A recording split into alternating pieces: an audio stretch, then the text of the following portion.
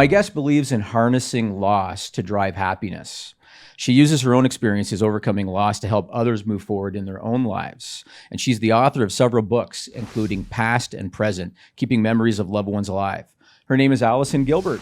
Allison, how are you? Hey, so good to be with you. Thank you so much for having me, Jimmy.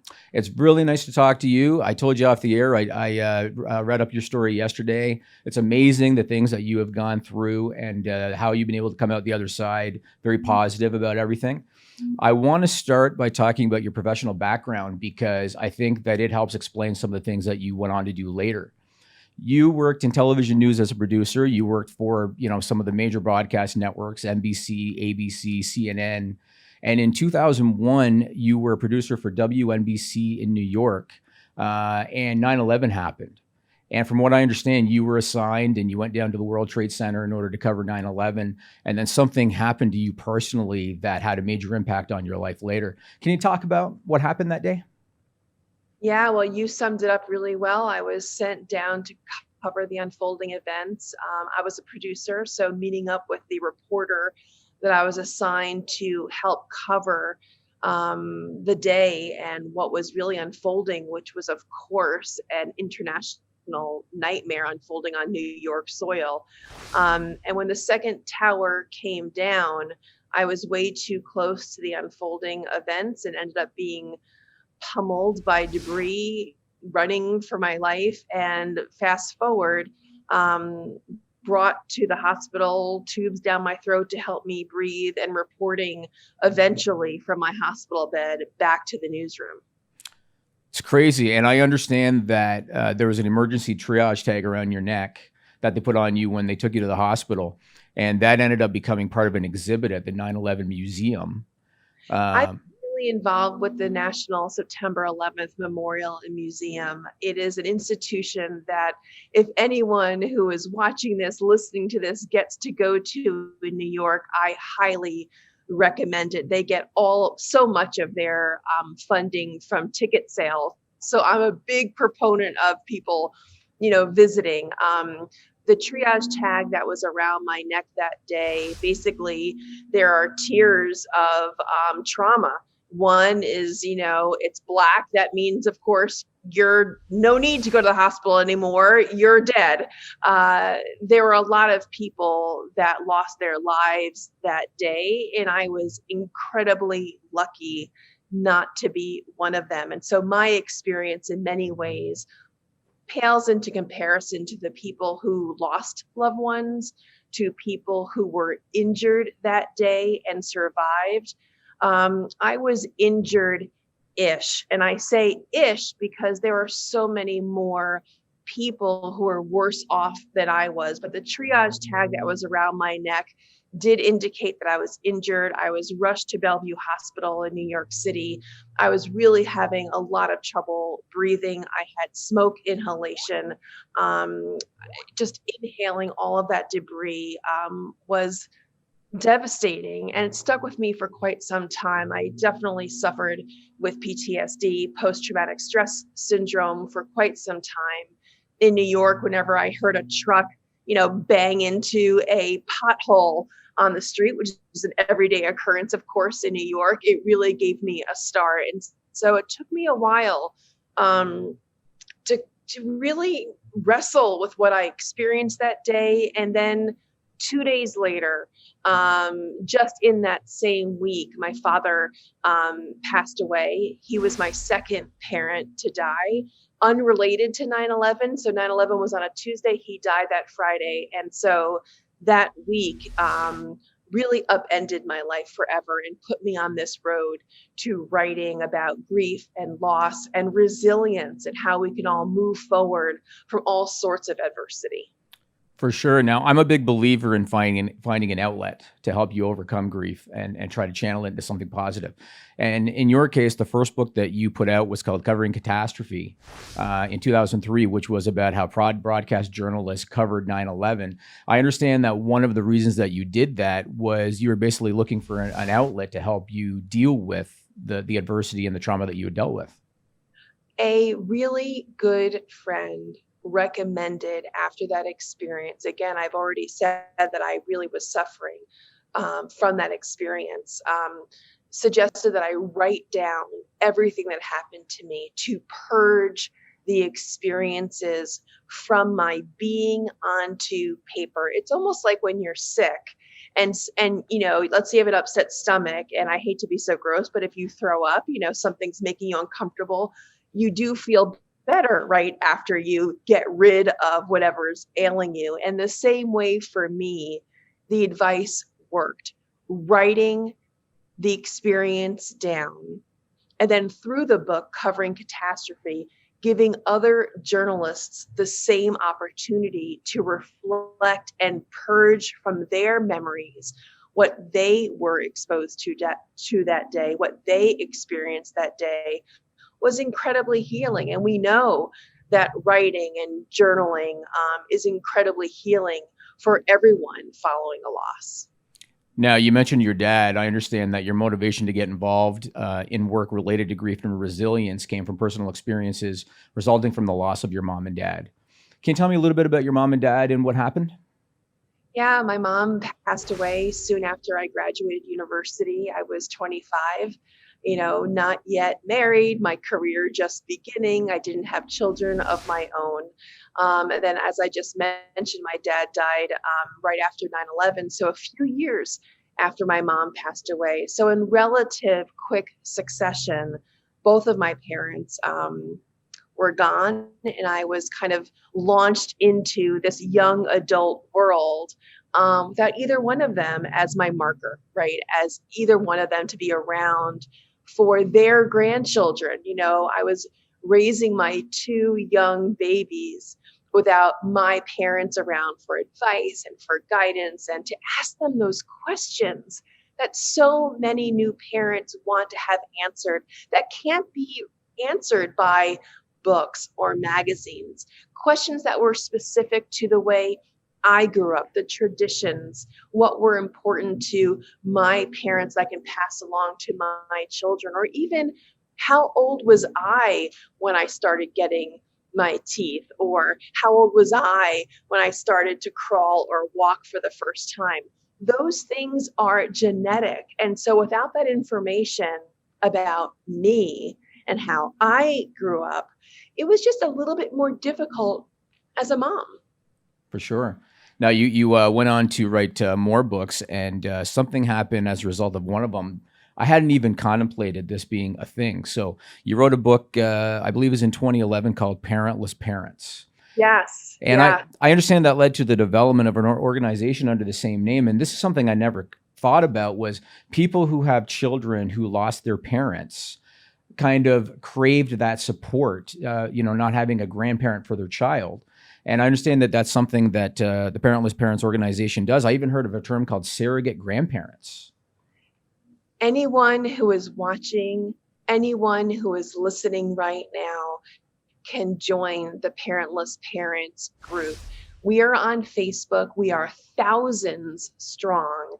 We commiserate, we validate, we understand what it is like to raise children without your own parents there as a guide and as a tether to your own past. And sometimes, if we're going to be honest, dealing with the jealousy when you see other friends who have their parents with them just to simply babysit and take some of the burden of childcare off your plate. These are very real issues. And so I really am very excited about Parentless Parents. And you can find us. Anyone can join on Facebook. Come with us. That's very interesting. And I mean, in my case, by the time I had kids, my parents were in their 80s. And so they hadn't passed, but they couldn't do a lot to help. And you're right. I had friends with much younger parents who could help them. I just never even contemplated the need out there. And it makes perfect sense, Yeah, I think it's a wonderful organization. And I think that even if your parents are older and they can't be like on the floor, playing with your kids, the wonderful upside of having parents who are still living is that there is this capacity where they can tell stories about you when you were a child to your children, which helps 3D dimensionalize, if you will, you as a parent to your own children. And without that tether and without those stories being shared, your kids do lose something without having that ability to hear stories about their parent from their grandparents. And so, Jimmy, you're lucky that you had that experience. For sure, for sure. Now, I think it was in 2014, you sort of officially changed your profession and became a full-time author. And you released a book. It was your fourth book called Past and Present, Keeping Memories of Loved Ones Alive. I can relate to this because in 2018, my father was diagnosed with terminal cancer. I decided to produce a documentary with the lives of my parents. And I did it very much for that reason. I wanted to create a keepsake. I wanted something my kids could look at down the road. I wanted to remember them and create memories for my kids. Tell me what it was that led to you writing that book. Well, I thought it was really frustrating that so many academics who are way smarter than me as a journalist, who come to the grief conversation with real credentials, doctorates and, master's degrees in social work and, death studies, always talked about the one most critical aspect of moving forward after a loss. And one of them is keeping memories of your loved one alive. That the act of remembrance is critical to how we all move forward. And yet, there was no advice about how to do that work. How do we remember our loved ones? How do we keep their memory alive? Besides, let's say, lighting a candle or going to a cemetery. Those are great, but what else can we do? And I knew for me that those ideas were the opportunity to keep my parents' memory present, not just for me, but to make them more real for my children who never got to meet their maternal grandparents. And so Past and Present, that book that you just mentioned, has 85 ideas for remembering, honoring, celebrating your parents, and keeping their memory alive. And I should say, we're talking about my parents, but that book is really about any loss. And so if you've lost a spouse or you've lost a child or a sibling or even your best friend, these are 85 ideas that you can use very easily to really keep their memory present as you move forward. I think that sometimes people don't want to be reminded of a loss and they'd rather box everything up, store it, and try to forget about it. And I'm the opposite. And this is one of the reasons that I wanted to talk to you, because I kind of am in line with your thinking on this. When my dad passed, I bought this big display case, 4-foot by 3-foot display case. I've got one of his jackets in it. I've got one of his shirts in it. I've got it hanging on my wall. I'm with you. I don't want to forget. I want to remember. And I want my kids to know who they were, in the case of my dad and my sister.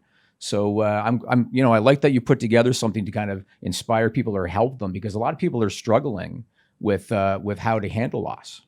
Well, I've done that even more, recently. So we talked about my book that came out a year or so ago, but now I've launched this new video e-course that people can watch anytime they want to. And it's specifically about how to remember your loved ones. And so 2 courses are right on topic, Jimmy, of what you're just talking about right now, which is what can we do with the objects and heirlooms, those sentimental mementos that our loved ones left behind. Some people feel burdened by possessions, right? They don't know what to do with them. They feel like they're taking over their homes, that somehow they feel like there's more of their loved ones' possessions in their home than maybe their own, and they're not quite sure what the balance is. And so I've created this course about objects and heirlooms so you can actually feel more peaceful when it comes to these sentimental keepsakes. What to do with them, what to keep, what to save, what to give away. And really, this is the interesting thing, how to repurpose them, how to completely transform them so they can perhaps bring you a little bit more happiness. A sweater that maybe your loved one wore, maybe that's good enough. Maybe it smells like your loved one. Maybe you want to keep it as is. But for many of us, we're never going to wear that sweater again. Maybe we feel guilty about giving it away or donating it. But what can you do with that sweater?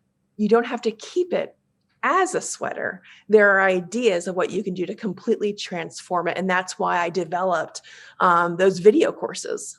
Very interesting. And those are available on your website, AllisonGilbert.com?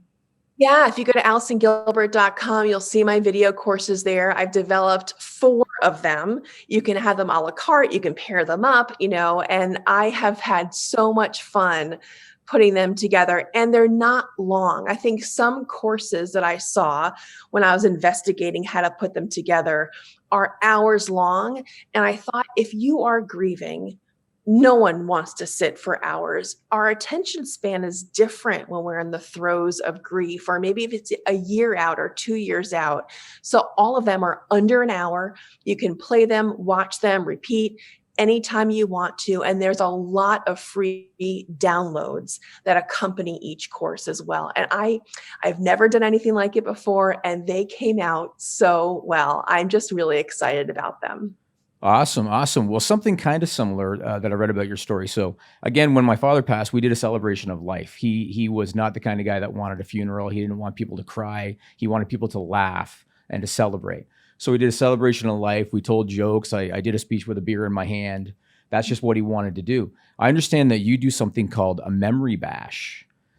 Tell me a little bit about that. Memory bash. Yes, it's such a great, I love it so much. So a bash is kind of like a party, right? An event where you get together. The whole point is to get together and have a good time. You can eat, you can drink, you can hang out, but the goal is about remembering our loved ones. And so you can do a memory bash, a memory party as a family. And of course, you can do it virtually as well. You can do it as a family, or if you are a part of a church, or you're a part of a synagogue or a community organization, you can grow it and then have the opportunity be that many families come together and do activities that you're commemorating your own family, but you're doing it in company of others who are drawn to do the same. And I think this is a really important lesson, and that is this: you don't have to remember alone. This does not have to be isolating. You talked before, when we first started our conversation just now, about the Parentless Parents organization that you can find on Facebook just by Googling Parentless Parents or putting into the search bar of Facebook, right? That is a place where you can go and be in community. In the same way you just talked about the memory bash, this memory party, you can also do that in community. So no one has to feel just that they're carrying this burden and this weight by themselves. It's really important. For sure. No, for sure. This next question I want to ask you, based on your experience, I think you're the perfect person to ask about this. So I want to talk to you about how friends of people who lost someone, how they handle it. And people who maybe they have a friend or a loved one who's terminally ill, how they handle it. I found it from my personal experience after I lost a loved one that friends, they didn't know, exactly what to say. They felt awkward. And one thing that I found was common in my experience was when my father was in palliative, some of his close friends wouldn't go to visit him. And afterwards, when I would ask them about that, they would say, I wanted to remember him the way he was. And I know personally, even though I understood, I hated that answer because my dad just wanted to see his friends. My question for you is, what would you say to the friend of someone who lost a loved one and maybe they don't know how to communicate, or maybe someone who has a loved one who's terminally ill and they're really struggling with it and don't know how to get through? What advice do you have based on your own experience? Well, I would say this from my vantage point. I'm on the board. I'm a member of the board of directors for the National Alliance for Grieving Children. And I'll kind of divide my answer in parts. And if I don't get to where you want me to go, please come back and, ask me again. I think everyone has a feeling at first that they shouldn't bring up a loss to the person who is closest to the loved one who died. So for example, if you're a friend, you don't want to bring up the name of the loved one. You don't want to ask how they're doing because you're worried that you're going to remind them or somehow they're having a good day. So why would you bring them down? Like there's a concern that you're going to like reopen some wounds. And I would say my best advice would be this. Your friend who has lost a loved one, believe me, they are always remembering their loved one, whether or not you bring up that person's name or not. You are not reminding them. It's not like, oh yeah, I forgot I lost my dad. Like they're not going to think that, right? They already know they've lost their dad. By the friend not saying anything, it's almost like you're denying your friend the support that he or she needs to move forward. It's almost like a double loss. Not only have they lost their loved one, but now they've lost the compassion that their friends could and should be providing. And so I would say my number one piece of advice is this. Say the name of your friend's loved one out loud. Ask your friend how she is doing. Send your friend a card of a reminder of that loved one who died, a reflection that maybe you have to share. The more we can coexist with our losses and not deny them, I think the better off the people who are grieving are going to be. All right, that's great. And another question for you, and I typically ask this of my guests who have experienced loss because everybody grieves differently. If somebody's watching this right now and maybe they've recently experienced loss, and if they're having a hard time with it and they don't know where to turn, what would you say to them based on your own experience? And again, I always suggest that people find an outlet because I found that helped me. But what would be your suggestion? Because I found since we started grappling with grief, I'm getting hit up by people who recently lost a loved one and they're really struggling with it. I would say the number one tool would be to be proactive. So what I mean by that is everyone's going to have a different balm or a different salve that makes them feel better. For some people, it might be reading a book that is specific, like Past and Present, one of my books, or Parentless Parents, or other books about grief and loss. For other people, they don't really, like to read about grief in book form. Maybe they're much more interested in listening to a podcast. Maybe they want to listen to some music that they find particularly evocative. Maybe it's not sad music. Maybe it's music that their loved one really enjoyed. And so that actually can be a boost, right? You're listening to music that your loved one enjoyed. So now you're kind of living vicariously through them and you're keeping their memory alive through song or through some sort of ballad. I think the same can be true for food. Certain tastes can really bring back positive memories. But in every single one of these examples, Jimmy, the number one thing is that you have to be proactive. The special foods, you're not going to taste them again unless you go buy them or make them. The special songs that connect you to your loved one, they're not going to do their magic unless you go on Spotify, as an example, and go find that music and play it for yourself. The same thing, you have to go buy those books or search the podcasts. So to me, there isn't a one size fits all, except for taking the necessary steps to do what works for you, because being passive does not work. So it's the being proactive step that I think is the most essential. Like making your mom's fruit pie. Yeah, you did do all your homework. Yes. I saw that in an interview. Yeah, you still make your mom's fruit pie. You said I was never a massive fan of it. Hey, listen, it's awful. It's really, really awful. But here's the trick. Even if you make your loved one's recipe, here's what I love. When my kids were really young, I did make work for them, right? Because you want to keep your kids busy. So I had one recipe card that my mom had handwritten of this fruit platter pie, which really is awful. And I had my kids rewrite the recipe, each on their own, of course, complete mate work. Kids don't have to rewrite the recipe card, but I made them do it for the following reason.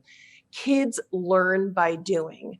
And so they then could write down the recipe, own for themselves what the ingredients were, and then armed with their shopping list, we went to the supermarket. And then as a scavenger hunt, we divided the list in half, and my son went this way and my daughter went that way. And then they went shopping for the ingredients for grandma's fruit platter pie, which was awful, but it didn't matter. But then they owned the connection to my mom, their grandma, who, as I said, they never got to meet. And so I was scrappy. I tried to find ways to connect my kids to their grandmother, and not really only for me. Of course, I wanted them. I desperately wish they could have known my mom, but it was for them. She is still, and I say is present tense, intentionally, she still is their grandmother. Mm-hmm. And so it's for me, my job, my obligation, my joy is to make sure they can own that relationship for themselves, despite the obvious obstacles, because they never got to meet her. For sure. Well, I love your story. I love the fact that you not only dealt with loss, but dealt with adversity, 9/11, the trauma that you experienced, and you came out of it so positive.